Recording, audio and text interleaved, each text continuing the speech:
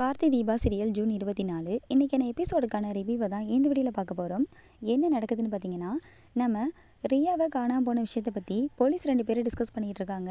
அப்போது ரியா ஏவோட விஷயம் நம்மளை இந்த அளவுக்கு போட்டு வாட்டி வதைக்குதே, எப்படியாவது அந்த ரியாவை கண்டுபிடிக்கணும் அப்படின்னு சொல்லி பேசிகிட்டு இருக்காங்க.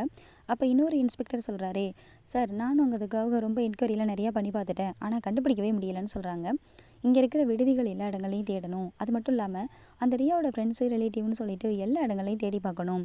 அப்புறம் முக்கியமான விஷயம், அவளோட எக்ஸ் ஹஸ்பண்ட் ஒருத்தர் இருக்காரு, அவர் வீட்டையும் போய் தரவை செக் பண்ணணும் அப்படின்னு சொல்கிறாங்க. ஆமாம் சார், கண்டிப்பாக பண்ணலாம் அப்படின்னு சொல்கிறாங்க. அப்போது அந்த ஃபங்க்ஷன் நடந்த மண்டபத்தில் உள்ள சிசிடிவி ஃபுட்டேஜை முதல்ல கேட்டு வாங்குங்க, அதை பார்க்கணுன்னு சொல்கிறாங்க. அதில் எல்லாம் பார்த்தாச்சு சார், ரியா ஷூட் பண்ண வரைக்கும் தான் அதில் வந்துட்டு ரெக்கார்ட் ஆகிருக்கு, அதுக்கு பிறகு ரெக்கார்ட் ஆகலை அப்படின்னு சொல்கிறாங்க.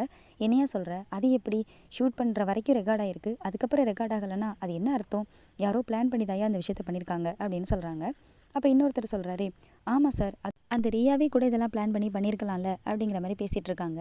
அப்புறம் அந்த ஃபங்க்ஷனுக்கு கண்டிப்பாக ஃபோட்டோகிராஃபர்லாம் வச்சுருப்பாங்க, வீடியோ கவரேஜெலாம் எடுத்திருப்பாங்க, அவங்கள முதல்ல விசாரிக்கணும், விசாரித்தா நம்மளுக்கு இன்னும் நிறைய குழு கிடைக்கும். ஆமாம் சார், அதை மட்டும் தான் நாங்கள் மிஸ் பண்ணிட்டோம். அது மட்டும் இல்லாமல் அந்த ரியா தங்கியிருந்த ரூமெல்லாம் போய் நாங்கள் செக் பண்ணிட்டோம் சார், எந்த ஒரு எவிடன்ஸுமே கிடைக்கல அப்படின்னு சொல்லிக்கிறாங்க. சரி ஓகே, கண்டுபிடிப்போம் அப்படின்னு சொல்லிட்டு பேசிகிட்டே போயிட்டுருக்காங்க ஜீப்பில். அடுத்தபடியாக ரியா தங்கியிருக்கிற அந்த ஐஸ்வர்யாவோட வீட்டை தான் காமிக்கிறாங்க. ரியா தூங்கிட்டு இருக்கும் பொழுது அந்த ரியா வந்துட்டு ஷூட் பண்ணாங்க இல்லையா, அந்த கனவு அவங்களுக்கு வந்து போயிட்டுருக்கு.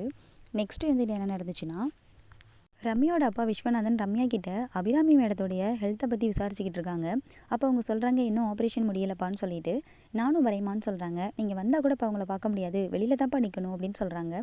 சரிம்மா, அப்போது அந்த கார்த்திக்கு ஃபோன் போட்டு கொடுமா, நான் விசாரிக்கிறேன்னு சொல்கிறாங்க. ஃபோன் போட்டு கார்த்திக்கிட்ட அவங்க அம்மாவை பற்றி நல்லா விசாரிக்கிறாங்க.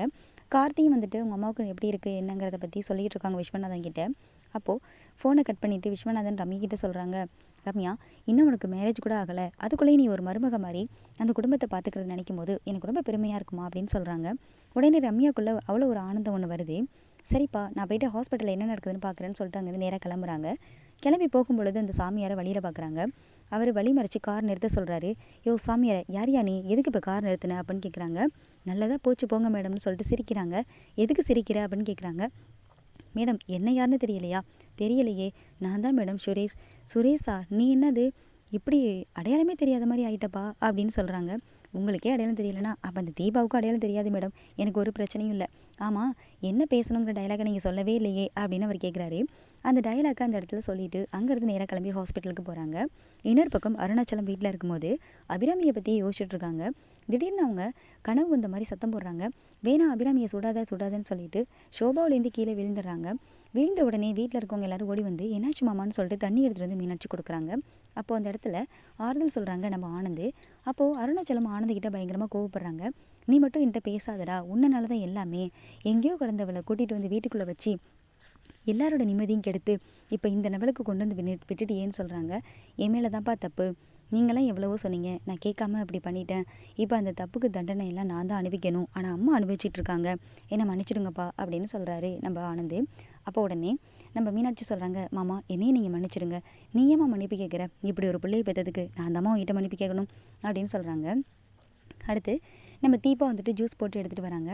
மாமா, எதை பற்றியும் கவலைப்படாமல் இந்த ஜூஸை குடிங்க மாமா, எல்லாமே நல்லதாகவே நடக்கும், அத்தையை பார்த்துக்கிறதுக்கு நம்ம எல்லாரும் இருக்கோம்ல, கண்டிப்பாக நான் வேண்டுற முருகன் கைவிட மாட்டார் அப்படின்னு சொல்லிட்டு ஆறுதல் சொல்கிறாங்க அவங்க மாமனார்கிட்ட. ஐஸ்வர்யா கார்டனில் உட்காந்து ஒரு நியூஸ் பேப்பர் படிச்சுட்டு இருக்காங்க. அதில் ரியா வந்து தலைமறைவானதையும் ரியாவை கண்டுபிடிச்சி கொடுத்தா 10 லட்ச ரூபாய் மதிப்புள்ள பரிசும் கிடைக்கிறதா போட்டிருக்காங்க.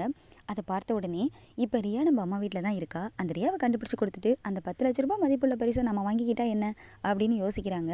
அந்த நேரம் பார்த்து ரியா கரெக்டாக கால் பண்ணுறாங்க. என்ன இவளை கூப்பிட்றான்னு சொல்லிட்டு ஃபோன் அட்டன் பண்ணி பேசுகிறாங்க.